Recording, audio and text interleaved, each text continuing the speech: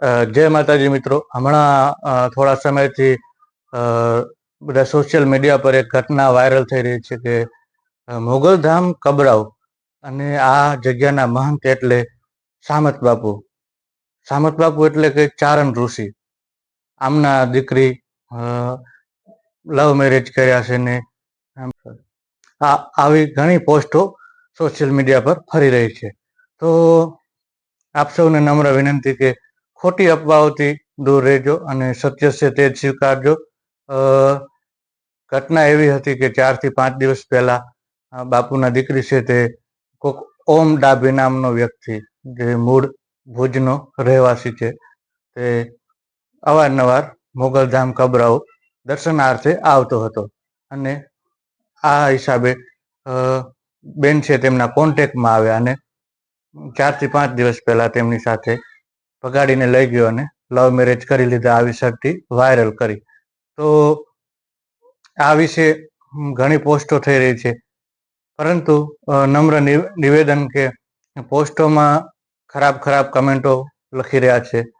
બાપુ વિશે આવું આપણે ના લખી શકીએ, કારણ જે હતું એ ભગવાનની મરજી સમજી અને સ્વીકારી અને આપણે આ વિશે દરગુજર કરવું જોઈએ. તમે જોવા જાઓ તો સામત બાપુ આ જગ્યા પર સાંજ સવાર અન્નક્ષેત્ર ચલાવે છે અને ઘણામાં શ્રદ્ધાળુઓ આવે છે.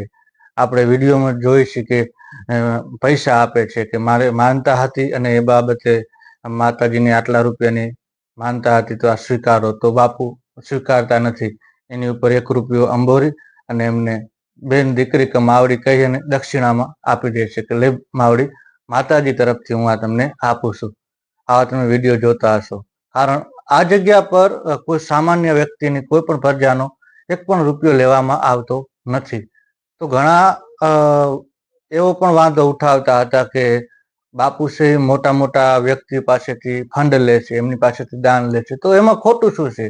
આ જગ્યા પર સાંજ સવાર અન્નક્ષેત્ર ચલાવે છે. અન્નક્ષેત્રમાં હજારો લોકો જમે છે.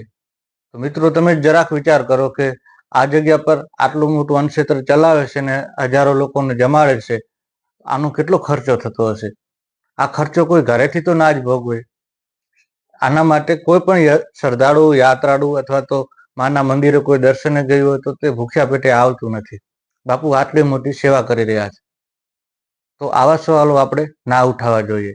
આવી જ રીતે સુરાપુરા ધામ ભોળાજ પાલ, ત્યાં પણ આવી ઘટના બની હતી અને દાન બાપુને વારંવાર વિવાદોમાં લઈ આવ્યા.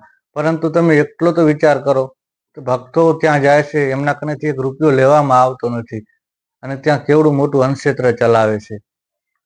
આ બધું કઈ સહેલું કામ નથી.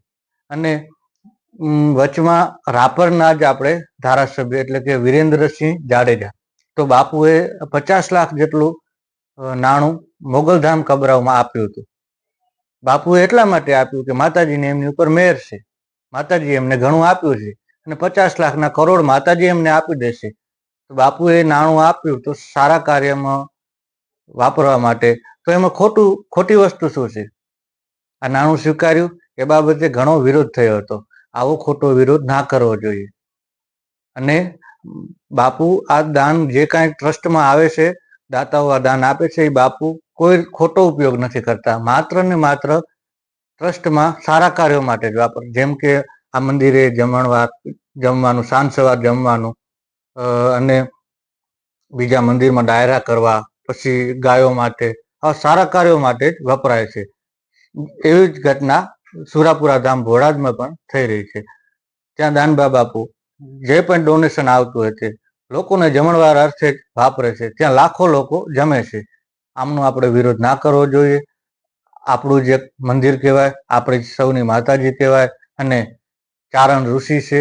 તો આપણે અત્યારે આવી વિકટ પરિસ્થિતિમાં એમની સાથે અડીખમ ઊભા રહીએ અને એમને સાંત્વના આપીએ. બસ અત્યારે મિત્રો આટલું જ કહેવું હતું. અને જરૂર તમે આના ઉપર ધ્યાન દોરજો.